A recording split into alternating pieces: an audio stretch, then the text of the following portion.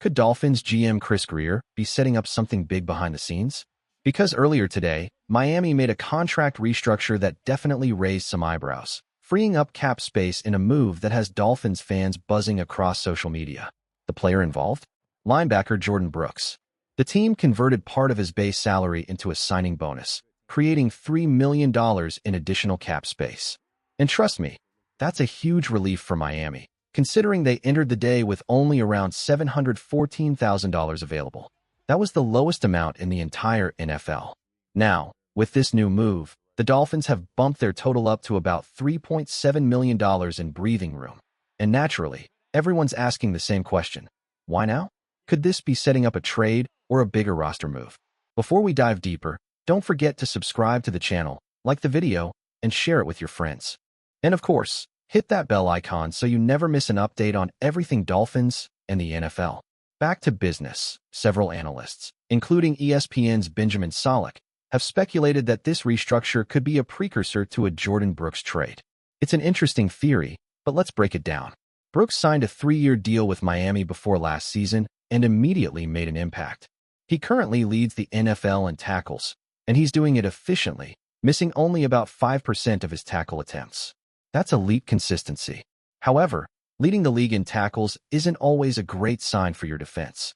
It can sometimes mean your front line isn't doing enough to stop plays early. Brooks has also struggled in coverage at times this year, allowing an 84.7% completion rate. But overall, he's been reliable, physical, and durable, everything Miami hoped for when they signed him. So the big question, is a trade actually on the table? It's possible, but unlikely. Unless the Dolphins receive a strong offer, there's no clear reason to move one of their most consistent defensive pieces. The Tampa Bay Buccaneers have been floated as a potential suitor, but as of now, no real traction seems to be building. Most likely, this move was simply about financial flexibility, giving Miami a little more room to maneuver as the season progresses.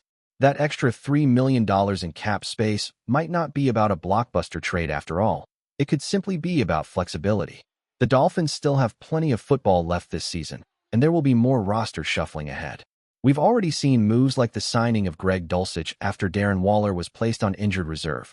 And as the season rolls on, Miami might have to make more adjustments, whether that's adding depth, elevating practice squad players, or dealing with potential trades involving guys like Jaylen Phillips or Bradley Chubb. None of those moves happen without available cap space. So this restructure might just be about keeping the books clean and giving Miami room to maneuver over the final 10 games. It's not always about landing a superstar. Sometimes it's about making the smart, subtle adjustments that keep your roster strong week after week. And if the Dolphins keep Jordan Brooks, he'll remain a key piece of this defense, especially heading into 2026, the final year of his deal. He's been reliable, physical, and a tone setter on that side of the ball. So, for now, there's no reason to panic or overthink this move. Could Chris Grier still pull the trigger on something big? Sure. But right now, this looks like a strategic flexibility play, not the setup for a trade bombshell. Still, it's the NFL. Anything can happen. Now, let's pivot to some roster updates and injury news as Miami gets ready for its Week 8 matchup against the Atlanta Falcons. The big concern right now? The tight end room. With Darren Waller on injured reserve due to that pectoral strain, the Dolphins' depth has taken a major hit.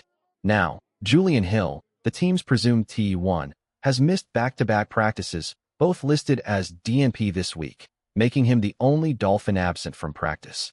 That leaves Miami dangerously thin at tight end, arguably the weakest unit in the entire league at the moment. If Hill can't go, it'll come down to Tanner Conner and Greg Dulcich to carry the load. The good news? Dulcich has shown flashes of potential. He was one of the standout tight ends in the preseason, hauling in multiple touchdowns and proving he can move well for his size, 6 feet 4 inches, 245 pounds, and running a 4.69 40.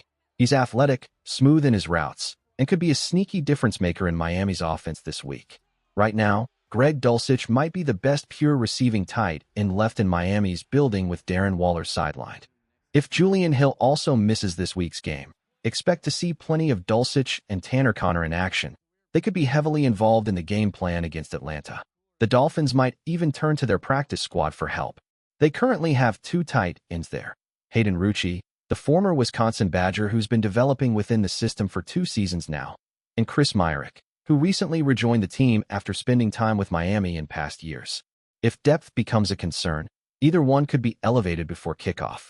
Now, shifting to Thursday's media availability, the Dolphins coordinators, Anthony Weaver, Frank Smith, and Craig Allman, all spoke with reporters, offering updates and insights on several key players. Defensive coordinator Anthony Weaver specifically addressed Chop Robinson, the talented second-year edge rusher out of Penn State. Robinson has been limited to roughly 35% of defensive snaps this season, significantly fewer than Jaylen Phillips, around 68%, and Bradley Chubb, around 65%. Weaver didn't shy away from honesty when discussing Robinson's progress. He said the young defender has experienced an up-and-down season, showing flashes of brilliance but still battling inconsistency, particularly against the run. Chop has had moments where you see the potential, Weaver explained. Then there are times where you think, man, we've got to clean that up. I still love the kid. He works hard, and we're going to get it fixed. It's clear that the Dolphins still believe in Robinson's upside. His combination of burst, power, and athleticism is rare. It's just about putting it all together. Miami's coaching staff remains confident that as the season goes on, he'll start finding his rhythm and becoming a more consistent force on the edge. It's becoming pretty clear why Chop Robinson's snap count has dipped, his struggles defending the run. And yes, stopping the run is a huge part of the NFL, especially for a defense that's been statistically the worst in the league against the run. But here's my take. You drafted this guy in the first round for a reason. Late last season, Robinson was ranked among the top 5 pass rushers in the entire NFL over the final 10 weeks. So, if he's that explosive and disruptive as a pass rusher, you live with the growing pains in the run game. Because let's be honest, if Miami's run defense is already ranked last, what's the harm in giving the young star more reps? You're playing Bradley Chubb nearly 30% more snaps, and yet the results haven't been much better. If your veteran isn't fixing the problem, why not unleash your talented rookie and let him develop through experience? Now, it's true, Chop's pass rush win rate hasn't been as strong this season. He's missed some opportunities to generate pressure. But we've also seen flashes, moments where his burst and motor completely changed the tone of a drive. That's something you can build on. Jaylen Phillips deserves credit. He's been the most consistent edge defender in setting the edge and limiting big runs. But Bradley Chubb hasn't produced enough impact plays to justify keeping Robinson on the sideline. At this point, it feels like Miami's coaching staff needs to trust the young talent and let him play his way through the mistakes. Now, shifting to the secondary, there's a positive update. Jason Marshall Jr., who's been on injured reserve with a hamstring injury, has officially returned to practice, opening his 21-day activation window. Marshall was Miami's starting nickel corner during the first 3 weeks before getting hurt against the Buffalo Bills on Thursday Night Football. He's now eligible to return for Week 8, though defensive coordinator Anthony Weaver said the team isn't rushing him back just yet. That raises an interesting question. Do the Dolphins keep Minkah Fitzpatrick in the nickel role, where he's been excellent the past 2 weeks, or move him back to safety once Marshall returns? Either way, Fitzpatrick has been outstanding.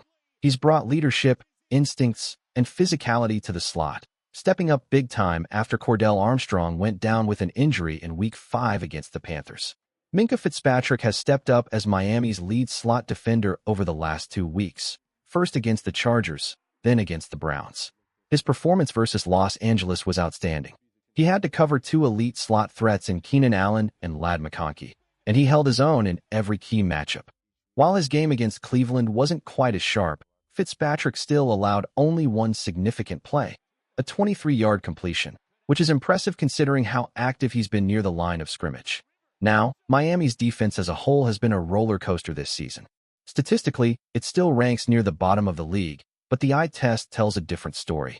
Over the last 3 games, against the Panthers, Chargers, and Browns, there's been clear improvement. The Dolphins played solid defense against Los Angeles for most of that matchup before things slipped in the second half. But even then, a lot of the defensive issues have been connected to offensive turnovers and short fields.